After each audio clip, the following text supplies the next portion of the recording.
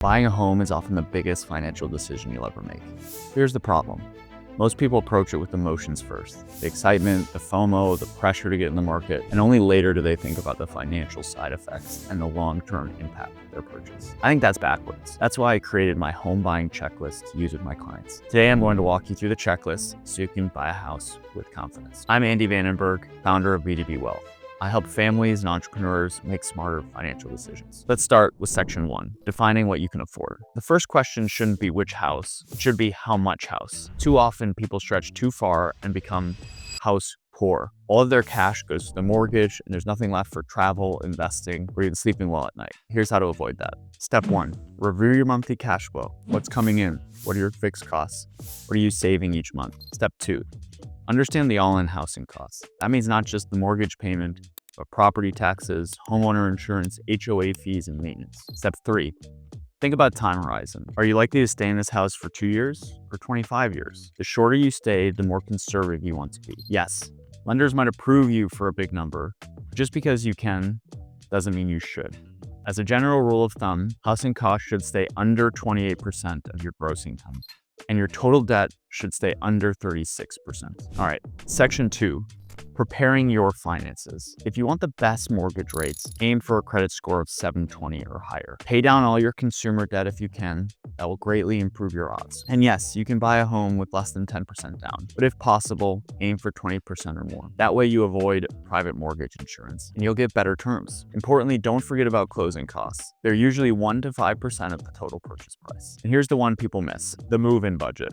Furniture, small repairs, moving costs, cleaning. The most common shock home buyers face isn't the mortgage, it's the $8,000 they spend in the first 3 months just to get settled. Section 3, mortgage terms and options. This is where most people's eyes glaze over, but honestly, it's really important. You could save or lose tens of thousands of dollars here. Fixed rates versus adjustable rate mortgage.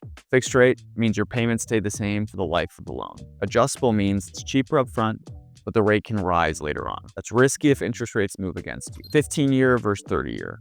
A 15-year loan means higher monthly payments, you pay off the house faster and save on interest. A 30-year loan gives you lower monthly payments and more flexibility, but you'll pay more in interest overall. Conforming versus jumbo. In 2025, a conforming loan is anything under $806,000. These conforming loans are easier to underwrite and they come with slightly better rates. Jumbo loans are for bigger amounts and come with stricter requirements. Points.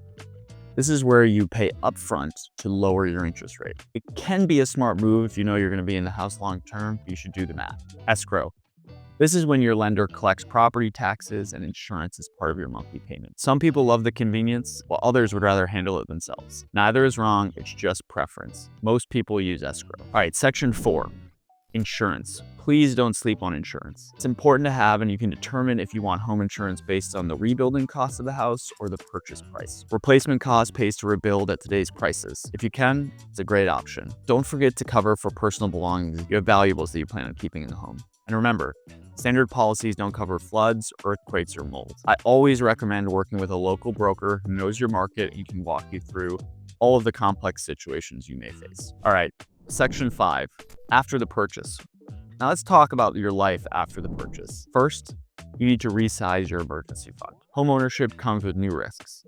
If your roof fails and you lose your job in the same month, you need to be prepared. Second, budget 1 to 3% of your home's value each year for maintenance. Third, update your estate plan to include your house. This is helpful for estate purposes, but it also ensures privacy around your address and where you live. Fourth, keep detailed records of every improvement. It helps at tax time and when you go to sell. And finally, throw one heck of a housewarming party. Seriously, celebrate the moment. So here's the bottom line. Buying a home is about balance. Yes, it's emotional. Yes, it's exciting, but it's the biggest financial decision you'll probably make in your life. The goal isn't just to buy a house, it's to buy one that supports all of your life goals. At VDB Wealth, I help clients make these decisions every day. Not just the, can I afford it, but how does this fit into the bigger picture of my life and wealth? If you found this helpful, subscribe for more nuanced takes on wealth management and personal finance. I want to hear from you. What's the biggest question you have about buying a home? Drop it in the comment and I'll get back to you as quickly as I can.